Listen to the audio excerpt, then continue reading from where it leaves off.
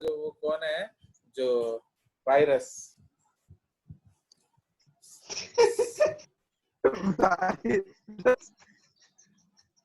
चलो प्राइम 40 का वायरस कौन?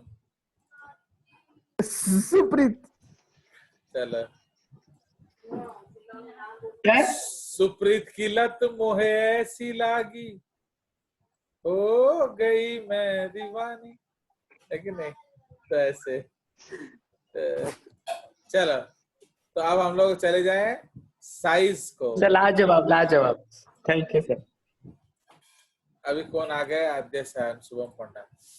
चलिए so now let us go to the size. तो आपको मालूम है जो साइज का इंपॉर्टेंस सेंट्रिफिकेशन रिलेटेड होता है, and out of DNA and RNA, obviously DNA will be more in size.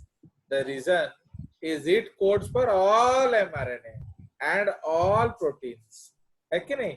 जबकि mRNA हो rRNA हो वो किसी किसी को कोड करता है, अंडरस्टैंड?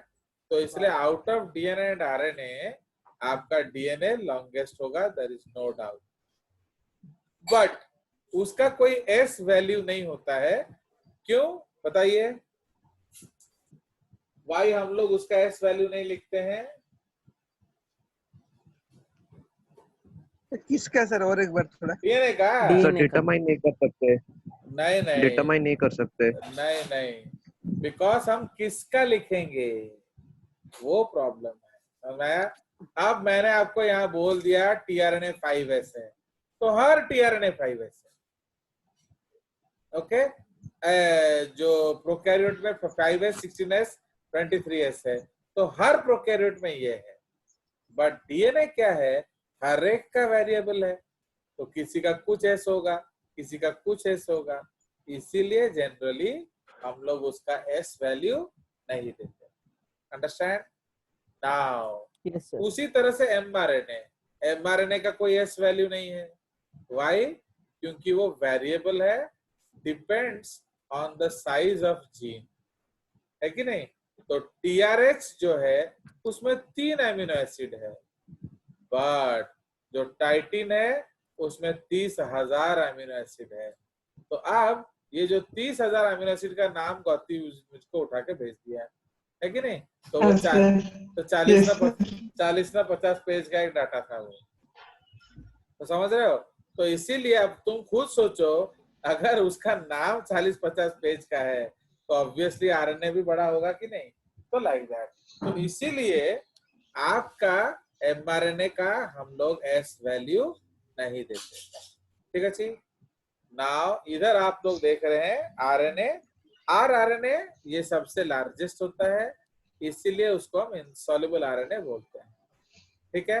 तो प्रोकैरियोट्स में 3 होता है, 5s 16s 23s।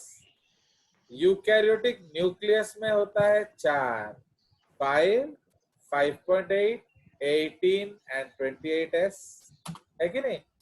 But eukaryotic organelles में क्या होता है? Same 5s 16s 23s, but ये वेरिएबल होता है, ये याद रखना। इसलिए मैं इसके ऊपर आपका नोट साइन बना दे रहा हूं। क्यों बना रहा हूं? क्योंकि इसमें वेरिएशन होता है। तो eukaryotic organelles, please remember, it is not exactly similar to prokaryotic organelles, understand? तो इसलिए याद रखेंगे, किंतु एनसीईआरटी में एग्जैक्टली सिमिलर दिया हुआ है। फॉर एग्जांपल जो ह्यूमन माइटोकॉन्ड्रिया है वो 55s होता है, बट बुक्स में 70s लिखा होता है, and so okay. Yes sir. तापर जो थर्ड टीआरएनए है वो 4s है, तो ऑब्वियसली 4s मतलब ये सबसे छोटा है, स्मॉलेस्ट है, एंड सिंस वो स्मॉलेस्ट है वो सॉल्युबल भी है। Is it clear? सो ये इनसॉल्युबल एंड वो सॉल्युबल क्यों है आपको पता चल गया। तो एमआरएनए सॉल्युबल होगा या इनसॉल्युबल होगा वो भी वेरिएबल है। अगर छोटा है तो वो सॉल्युबल होगा, अगर बड़ा होगा तो वो इनसॉल्युबल। अंडरस्टैंड? तो लाइक दैट। Yes, sir. तो अब आ जाएंगे फंक्शंस। तो इसलिए फंक्शन में आपका जो पहला फंक्शन है डीएनए का, तो डीएनए का एक ही फंक्शन है, no tension, that it is acting as the genetic material of most organisms. ठीक है, तो अर्लियर जो आपका जेनेटिक मटेरियल था वो आरएनए था, बट आरएनए में म्यूटेशन हुआ। अब आप देख रहे हो कि जो कोरोना वायरस अभी 3 महीने का वायरस है या 4-5 महीने का वायरस है, बट अभी उसके कितने स्ट्रेन्स निकल गए हैं। तो बोला जा रहा है कि जो स्ट्रेन यूहान से निकला था उसके कंपैरिजन में जो इंडियन स्ट्रेन है वो कम लीथल है, एंड जो इटालियन स्ट्रेन था वो ज्यादा, इटालियन एंड अमेरिकन स्ट्रेन वो ज्यादा लीथल था। ओके, क्यों मालूम है? क्योंकि वो लोग जब किसी होस्ट के अंदर जाते हैं तो वो फिर मॉडिफाई करते हैं। तो RNA viruses are repeatedly changing, इसीलिए अभी जो वो बोल रहा है कि आपको उसके साथ ही जीना पड़ेगा। अंडरस्टैंड? क्योंकि कॉमन कोल्ड वायरस का भी अभी तक वैक्सीन नहीं निकला, इन्फ्लुएंजा का नहीं निकला है अब तक। तो आप देखोगे किसी भी फ्लू का वायरस वैक्सीन कुछ भी नहीं निकला। Okay, and so on. तो लाइक दैट, तो समझ रहे हो? तो इसीलिए माने RNA viruses they keep changing, तो इसीलिए उसमें बहुत ज्यादा वेरिएशन होता है। तो अब नेचर में इसी तरह का चेंज हुआ। क्या चेंज हुआ? राइबोज डीऑक्सीराइबोज बन गया एंड यूरासिल थाइमिन बन गया। तो जब राइबोज डीऑक्सीराइबोज बन गया, एक रिएक्टिविटी जो था वो गया, तो इसलिए नाउ डीएनए इज स्टेबल। उसी तरह आपका जो मेथिलेशन हो गया थाइमिन में, तो उससे भी डीएनए स्टेबल हो गया। सो जैसे ही नेचर में डीएनए आया वो स्टेबल हो गया एंड वो आपका फिक्सेशन ऑफ स्पीसीज को कंफर्म किया। आरएनए वेरिएशन ऑफ स्पीसीज को कंफर्म करता है। Okay, so like that. तो इसलिए अगर आप देखोगे तो आरएनए जिसका जेनेटिक मटेरियल है उसमें वेरिएशन बहुत ज्यादा होता है। Clear? So that is why what is the genetic material? It stores the data about all genes that code for proteins and various RNA. Because protein को जो आरएनए बनाएगा वो mRNA है, but tRNA, rRNA, other there are 80 types of RNA. तो ये जो अलग अलग टाइप्स ऑफ आरएनए है, इसके लिए कौन रेस्पॉन्सिबल है? डीएनए। तो इसलिए हर चीज का डाटा हम स्टोर करके रखते हैं डीएनए में, एंड जब जरूरत पड़ता है इट कैन बी सिंथेसाइज्ड। तो it helps in the synthesis of RNA and proteins whensoever required by the organism. Is this point clear? तो ये डेफिनेशन है आपका जेनेटिक मटेरियल। आप इसको कोडेड फॉर्म में रख सकते हो एंड जब चाहिए बना सकते हो। सुनिए भैया, हमारे पास दो ऑप्शन है, आइदर सारे बना के रख लो या कुछ कोडिंग का इंतजाम करो। कोडिंग डिकोडिंग, ओनली कोडिंग कर देने से फायदा नहीं है। सपोज तुम लोग पासवर्ड लगा दिए एंड फिर आप जैसे बहुत लोग, तुम लोग एक्चुअली गलती से आपके ग्रुप में मैंने एसएमएस भेज दिया वो जो वेबसाइट टेस्ट वाला, तो वेबसाइट वो जेजेएस वेबसाइट में जो टेस्ट होता है होमवर्क बच्चों के लिए, वो टेस्ट का वो आपका गलती से पासवर्ड चला गया था। तो उसको भी मैंने किसी बच्चों को एनेबल किया है, लाइक जो गौतिका दीदी को मैंने एनेबल किया है, अनिशा। तो वो एक्चुअली उसमें एनेबल करने के लिए एक बंदे का 5000 रुपीज जरूरत पड़ता है। तो जो ये बच्चे दे रहे हैं, तो मैंने बोला कि घर बेकार बैठे हैं तो टेस्ट दो। तो इसलिए उसमें मैं कम से कम दिन में 2-2 टेस्ट डाल देता हूँ, तो वो लोग करते रहते हैं। एंड उसमें मैंने I am giving less time. तो गौती देख रहा होगा उसका दीदी का कम मार्क आ रहा है, तो उसका एक कारण ये भी है कि उनका रीडिंग स्पीड कम है। समझ रहे हो? तुम देखोगे मैं जो भी टेस्ट स्कूल में तुम्हारा टेस्ट दिया, जो 30 क्वेश्चन को 1 घंटा, वो आपको इस जन्म में कहीं भी नहीं मिलेगा। फाइन?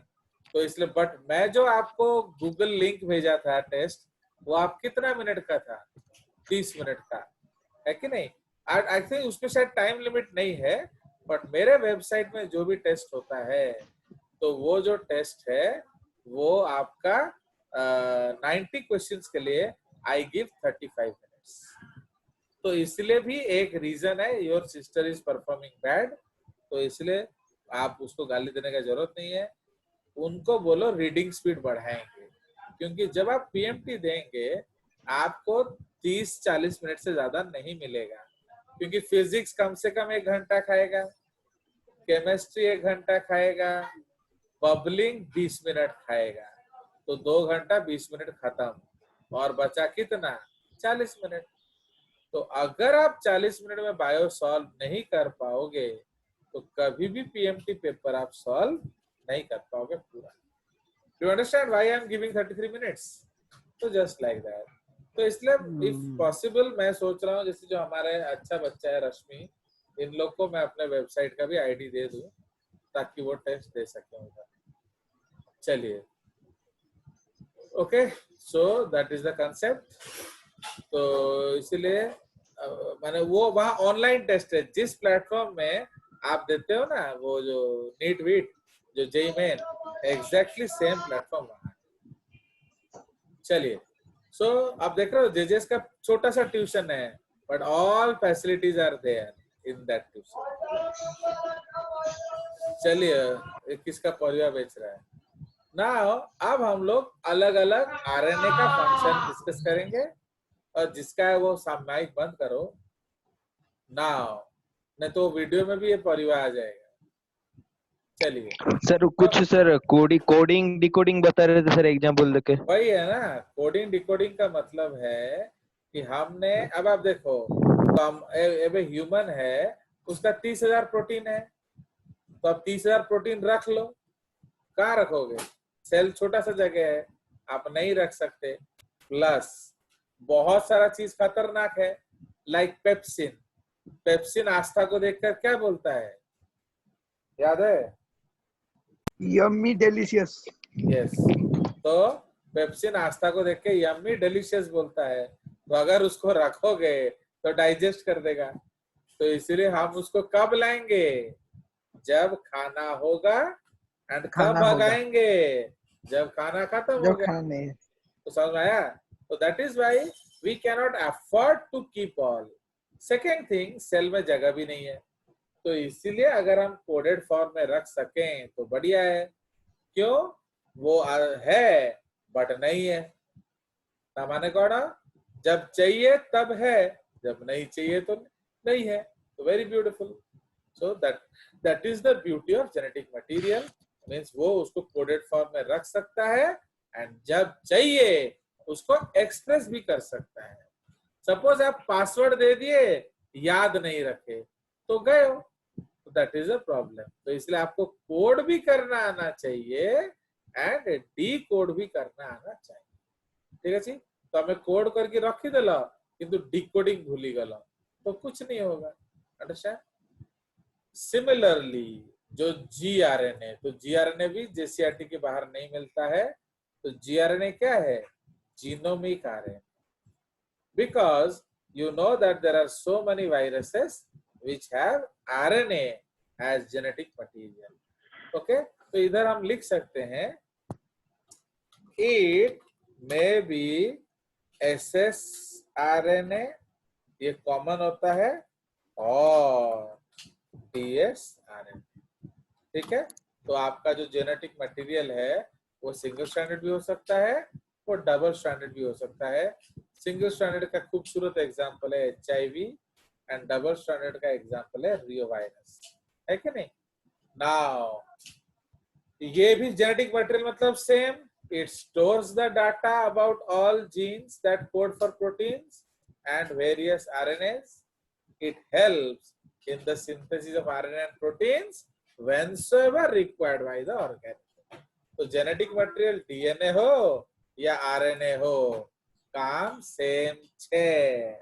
अंडरस्टैंड? द काम इज सेम। कोई शक नहीं सर। चलिए, अब उसके बाद आ जाइए मैसेंजर आरएनए। तो मैसेंजर आरएनए या इंफॉर्मेशनल आरएनए, क्यों? क्योंकि ये प्रोटीन का खबर लेकर आया है। कहां से लाया है? राइबोसोम के पास। कहां से लाया है? डीएनए से। तो समझ रहे हो, हमने सारा कुछ कोड करके रख दिया। ओके, तो कोड है तेलुगु भाषा में एंड आस्था को पकड़ा दिया डिकोड करने के लिए। अरे वो कैसे करेगी, उसको तो तेलुगु आता ही नहीं है। तो इसलिए हमको रामेश्वर पात्र को आस्था के साथ भेजना पड़ेगा, ब्लैक एंड व्हाइट। समझ रहे हो? तो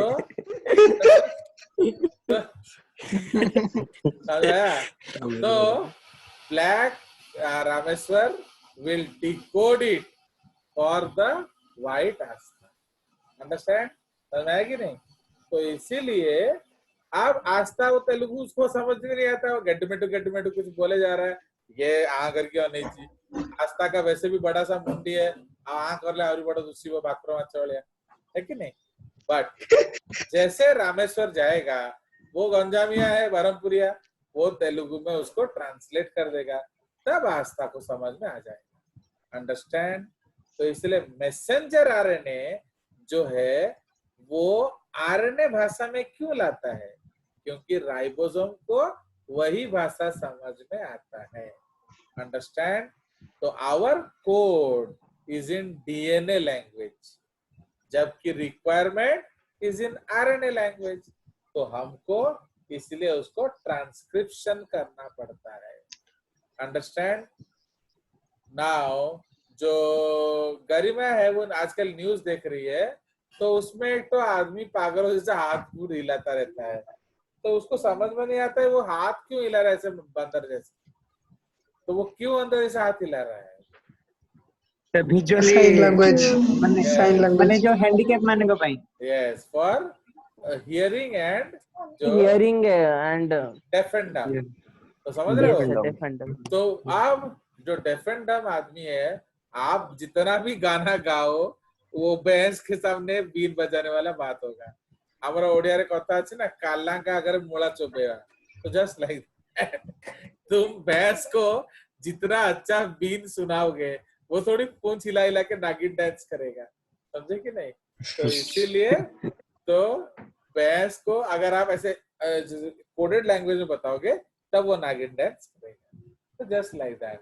तो जो डेफ एंड डम है, दे कैन नॉट हियर, तो इसलिए तुम क्या बक रहे हो उसको पता ही नहीं है। बट यस, अगर उंगली हिलाओगे तो वो समझ जाएगा। उसी तरह अगर गॉपी को उंगली हिलाओगे तो वो डेफ एंड डम बन जाएगा, उसको कुछ समझ में नहीं आएगा, उसको चाइनीज में ही बोलना पड़ेगा, तब उसको समझ में आएगा, है कि नहीं? तो लाइक दैट। चलिए, तो समझ में आया? तो इसीलिए जो डीएनए में कोड होता है, तो डीएनए में 3 न्यूक्लियोटाइड्स को हम लोग कोड कहते हैं। उसी को जब हम ट्रांसक्राइब करते हैं तो आरएनए में क्या बन जाता है? कोडॉन। तो यहाँ एक चीज तुमको पढ़ाया जाएगा, जस्ट बिकॉज कि आप आस्था के दोस्त हो। ओके, तो आपको मालूम है कि ये हम ऑलरेडी कर चुके हैं।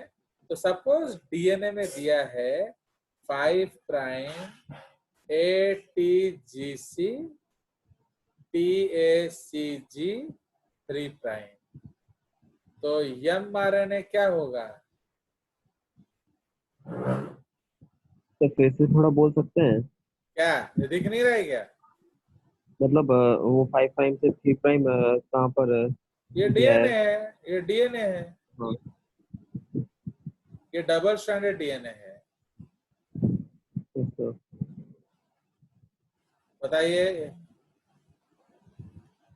देखो भाई, मैं थक जाता हूं तो मैं दोनों स्ट्रैंड नहीं बना सकता, तो मैंने एक बनाया है, दूसरा खुद बनाओ। तो मैंने आपको एक स्ट्रैंड दे दिया है, आप उसका क्या करेंगे? दूसरा स्ट्रैंड बनाएंगे, 3 प्राइम to 5 प्राइम बनाएंगे। समझ रहे हो? तो आप सुनिए, ये सब भूल गए हो, गोबर गद्दा बन गए हो। तो जो स्ट्रैंड आपको मैंने दिया है, उस स्ट्रैंड को मैंने I have to give 5 to 3 ना, तो 5 to 3 स्ट्रैंड को हम लोग क्या कहते हैं? इसको कहते हैं सेंस स्ट्रैंड, कोडिंग स्ट्रैंड या सेंस सेंस स्ट्रैंड। क्यों सेंस कहते हैं उसको? तब वही समझ पाते हैं हमारे ये। हाँ, मारोगा एक झापड़ ना, तेलुगु तुमको समझ में आने लगेगा। This is looks like looks like RNA. RNA, समझ रहे हो? ता भाषा बुझिलानी सेलेस का, तुम क्या जिंगपिंग का भाई है, समझ रहे हो? तो दैट इज द केस। तो सेंस मतलब जो आरएनए जैसा दिखता है, अंडरस्टूड? बट उसका जो पैरेलल स्ट्रैंड है जिसको हम 3 to 5 बनाएंगे, इसको हम लोग क्या कहते हैं? Template template. strand. Template stand. Okay, या इसको हम लोग बोलेंगे एंटीसेंस Anti-coding. या नॉन कोडिंग, है ना? एंटीसेंस या नॉन कोडिंग। उसी तरह से इसको आप नॉन टेम्पलेट भी बोल सकते हैं, समझ में आया? तो अब इधर क्या बनेगा? ए से जल्दी बोलो। A से T, तो T T, A, A C, C G A, T, A T G G C. Sir last last में सी होगा। लास्ट वाला सी सी सी होगा। हर समय सुसु करता रहे, सी करता रहता जल्दी। आया समझ? तो अब एमआरएनए बनाइए। तो अब इससे आपका आरएनए पॉलीमरेज आएगा, समझ रहे हो? तो आरएनए पॉलीमरेज इससे बनाएगा आपका एमआरएनए। तो ये क्या बन जाएगा? 5 प्राइम, जल्दी बोलो। Five C prime, G five prime C, G, U, A, C G C, G, U, A, C G U A C अब जी आपको जापड़ खाने का शौक है आज ना क्या? तो सही टाइम अब A T G C T A C sir ji. वही तो बोले। ये तरह 5 से मैं बना रहा हूँ, ये उल्टा क्यों कर रहे हो बेवकूफों? तो 5 प्राइम Yeah, टी sir. का Coding उल्टा क्या ATGC होगा? होगा, ATGC। ए हाँ sir, A, A U, G, G C, C U हाँ जी G C C U, A, C, U A C G A U G UA, C U G C U sir U G C. C ठीक जी है, USC जी। समझ रहे हो? हाँ तो इसमें डिफरेंस क्या है? बस यहाँ टी था और MN यहाँ के आ जगह गया यूरेसिल आ यू। गया। तो आप समझ रहे हो लुक्स लाइक का मतलब क्या है? आया समझ? What do you mean by looks like? तो इसीलिए भले ही आरएनए उससे बनाए, हम नीट में किससे बनाएंगे? इसी को लिख देंगे, बस टी की जगह पर यू लगा देंगे, चला? तो बोर्ड में आएगा तो आप क्या करोगे? ये दिया है तो ये निकालोगे, फिर इससे बनाओगे, बट नीट में डायरेक्टली ये लिख दोगे, अंडरस्टैंड? अगर बोर्ड में यही क्वेश्चन आता है तो आप इससे ये बनाएंगे एंड इससे ये बनाएंगे, बट जब नीट में आता है डायरेक्टली इससे बना लेंगे। कैसे बनाएंगे? Only replace T with you. Please remember, ये वेरी वेरी इंपॉर्टेंट क्वेश्चन है फॉर एवरी एग्जाम, समझ रहे हो? ये आप जरूर एग्जाम्स में देखेंगे, अंडरस्टैंड? कोई शक? No sir. अब जो इसका टीआरएनए बनाओ जल्दी। तो आपको मालूम है 5 है तो ये आ जाएगा क्या? यूएसी, ये एक टीआरएनए होगा। उसके बाद जीएयू, ये एक टीआरएनए होगा। उसके बाद जीसी डैश, ये एक और टीआरएनए होगा। तो समझ रहे हो? तो इसीलिए ये आपका टीआरएनए बन जाएंगे, एडेप्शन होगा, ओके, एंड अपना प्रोटीन पर, ठीक है जी? Understand? So this is the concept fine of genetic machine, ठीक है? चलिए, तो ये आप जेहेतु आस्था के रिलेटिव हो तो मैंने आपको बता दिया। सर ये जो जीसी टेस्ट है कौन है सेटा? वो तेरा भेजा नहीं है इसलिए तुम ऐसा सवाल पूछता है। अरे डैश का मैं तेरे को पूरा टाइटिन का आरएनए बना दूं, हैं? तो डैश मतलब जो आएगा। हाँ yes. तू कौन चाहूं चू कौन ना कौन ना, मैं भी तुम्हारा जो P40 जिंकपिंग जैसा इतना बड़ा एक तो पेज जिरोक्स करके तुमको दे दूं। टाइटिन याद रखो, मैंने बोला तो गौती 40 पेज नेट से डाउनलोड कर दिया। अब तुम खुद सोच लो, टाइटिन याद रखना आसान है या 40 पेज। चलिए अब जिंकपिंग सुधरेगा नहीं ना, तो अब इधर आ जाइए। तो समझ रहे हो कोडॉन का मतलब क्या है? तो कोडॉन, तो the codes in the DNA becomes codons. तो इसलिए हम कोडॉन का अगर डेफिनेशन लिखना चाहेंगे तो क्या लिखेंगे? 3 ribonucleotides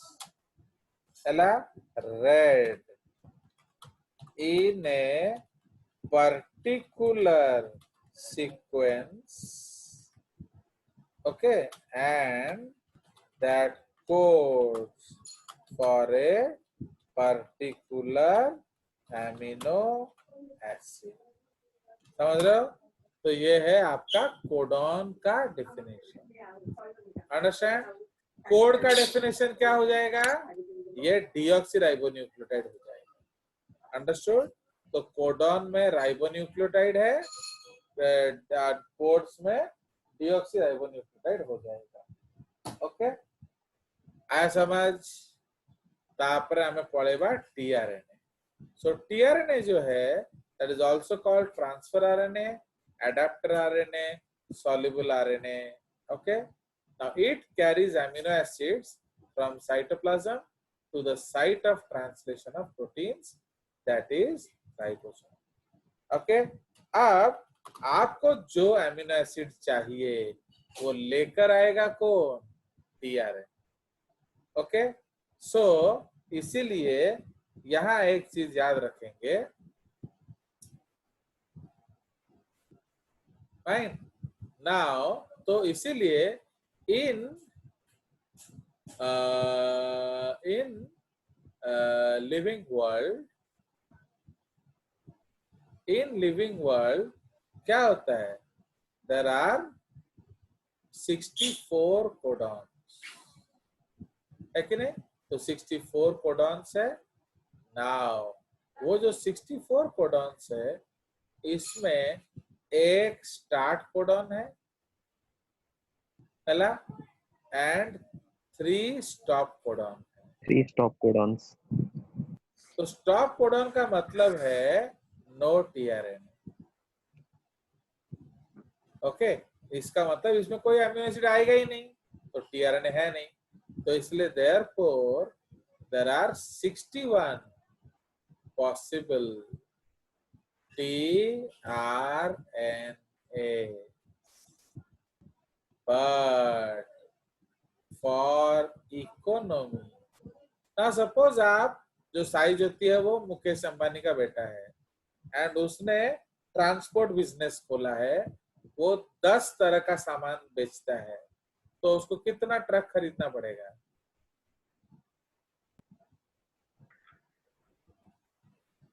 10 तरह मतलब 10 डिफरेंट टाइप्स ऑफ सामान बेचता है। हाँ हाँ, एंड वो अंबानी का बेटा है।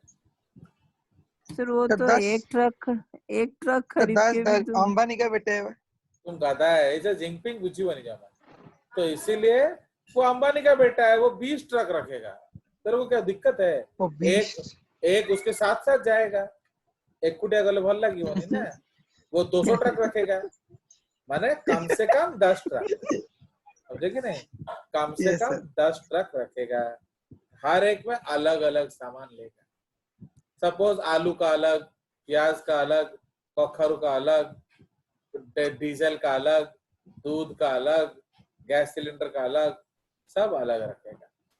बट सपोज हमारे जो दरिद्र शैलेश होती है, शैलेश है, वो सुकड़ा है, वो तो उसका पास धन का कमी है, वो इकोनॉमी मोड में है, तो अब वो क्या करेगा?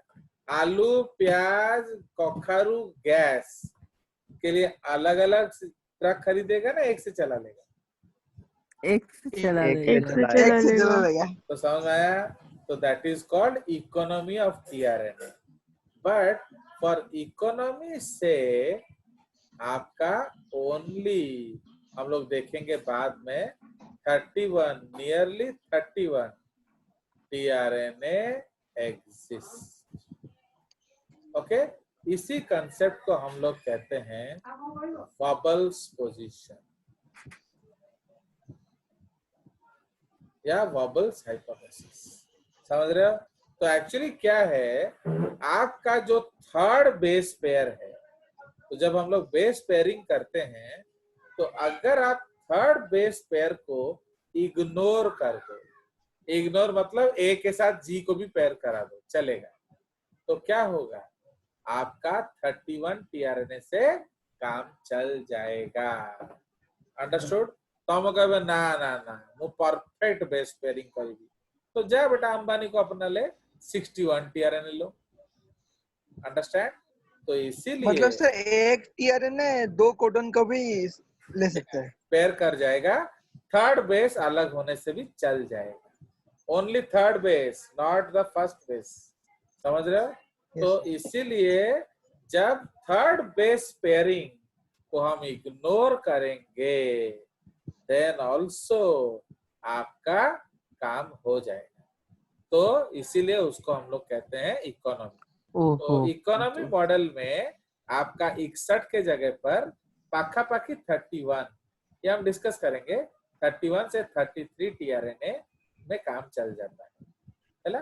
किंतु अगर आपका टेंशन नहीं है, आप सबका अलग अलग रखो, कोई दिक्कत नहीं। Understand? Do we understand this और नॉट? है ना, ये सब तुम्हारा यूज हबो, ये अभी इंट्रोडक्शन चल रहा है, ये सब का सीरियस नोट आगे आएगा। एंड आप जेसीआरटी या एनसीआरटी के या केसीआरटी पढ़ेंगे, ये आपका रिस्पॉन्स डिसाइड करेगा। Understand? So this is called wobbling या वबल्स हाइपोथेसिस। ओके, चलिए, तो आप इसीलिए समझ में आ गया। एंड आप इसलिए टीआरएनए में आपका एंटीकोडॉन्स होता है एंड कोडॉन्स। फाइन ना, राइबोसोमल जो आरएनए है वो आपका राइबोसोम बनाएगा, जो प्रोटीन सिंथेटिक फैक्टर। चलिए, तो अब ये हमारा खत्म। सो अब इसको हम आगे चले जाएंगे। तो अब हम लोग डिस्कस करेंगे क्या, properties of nucleic acid. Now जो प्रॉपर्टीज ऑफ न्यूक्लिक एसिड है, इसका मतलब वो करते क्या है। तो सबसे पहला प्रॉपर्टी हम लोग क्या डिस्कस करेंगे, बताइए? इसको उसी में डिस्कस कर देने से होगा ना। Now the first property that we will discuss is what? We will okay? तो आपका पहला प्रॉपर्टी है चार्ज या number 1, okay, that is your charge of DNA. तो बताइए डीएनए का चार्ज क्या है?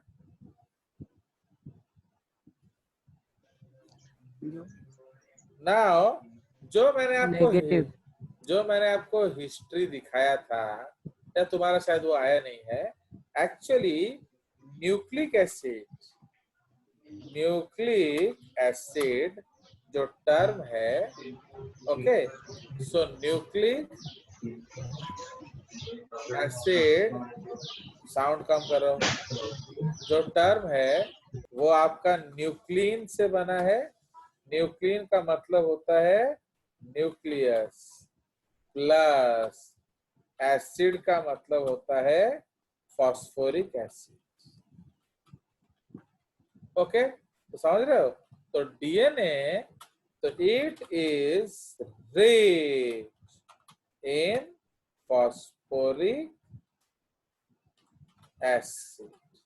Okay, it is rich in phosphoric acid. And आप क्या जानते हो, एंड एसिड्स आर क्या, what are acids? Proton donors. Yes, Proton atoms donors. are proton donors. है कि नहीं? So after donation of proton